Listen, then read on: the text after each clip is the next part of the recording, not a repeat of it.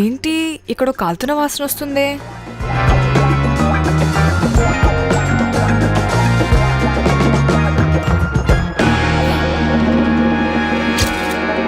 రే, రింగులు భలేగా తీస్తున్నావు, మళ్ళీ ఒకసారి తీవా? ఒసేయ్, ఈ విషయం అమ్మతో గాని నాన్నతో గాని చెప్పకే. అరే, నువ్వు రింగులు ఎంత బాగా తీస్తున్నావో నాన్నకు కూడా తెలియాలి కదా. నాన్నా, ఒసేయ్ అరవకే, నీకేం కావాలో చెప్పు. అంటే ఫ్రెండ్స్ తోటి సినిమాకి వెళ్తున్నా. థియేటర్ దగ్గర డ్రాప్ చేయాలా? చిటికలో పని. బ్రదర్, నేను చెప్పేది జరీను. సినిమాకి పోయి అటు షాపింగ్కి వెళ్తున్నా. ఒక 3000 గూగుల్ పే చేయవా? 3000 లేవు. సరే అయితే. నాన్నా, ఒసేయ్ చంపుతున్నావు కదే. సరే ఇచ్చి చస్తా.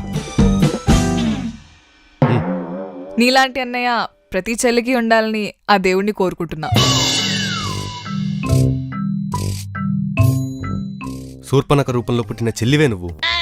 ఇంకమ్మా అమ్మా అమ్మా అయ్యా, ఎర్రకొట్టుడు కొట్టాడు రా బాబు. బాహుబలిలో కట్టప్ప పొడిచిన వెనుపోటు కంటే దారుణంగా పొడిచింది.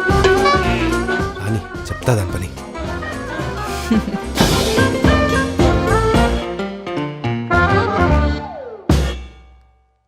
ఒసే రాక్షసి, చెప్పను అన్న దగ్గర 3000 తీసుకున్నావు కదే.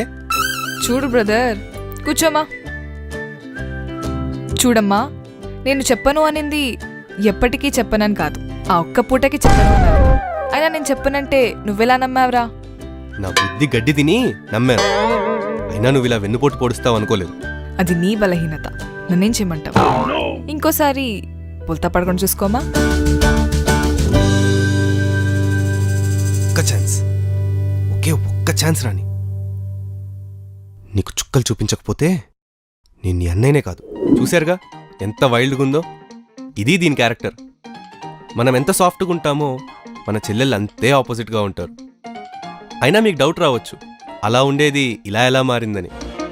ఇంకా ఉంది, చూడండి. ఎస్,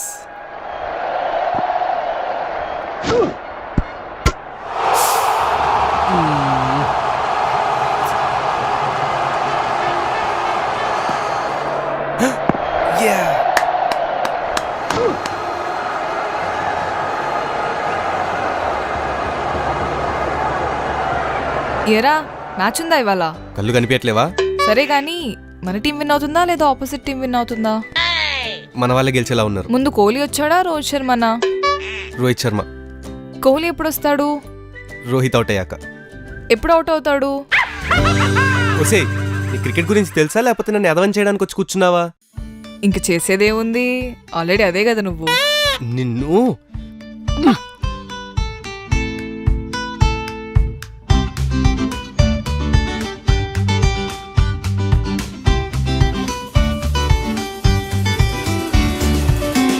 రేయ్, ఏందిరా ఇది?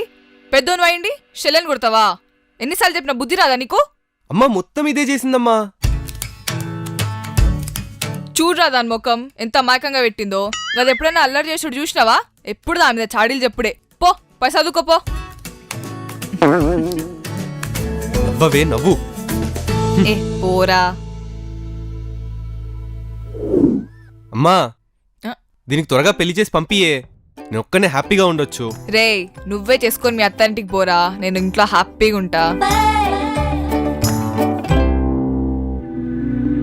అరే తేజ, చెల్లెని అట్లా అనొచ్చారా?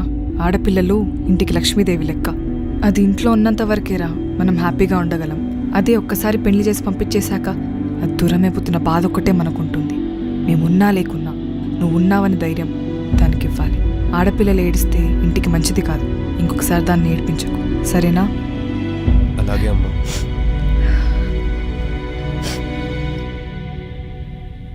ఏరా, కంట్లోంచి నీళ్ళొస్తుంది.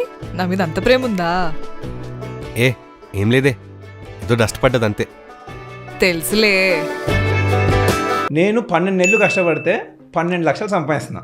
అలా 30% గవర్నమెంట్కి ఇస్తున్నా. అంటే సంవత్సరంలో 4 నెలలు గవర్నమెంట్ సంపాదించేస్తున్నా. అది నా బాధ.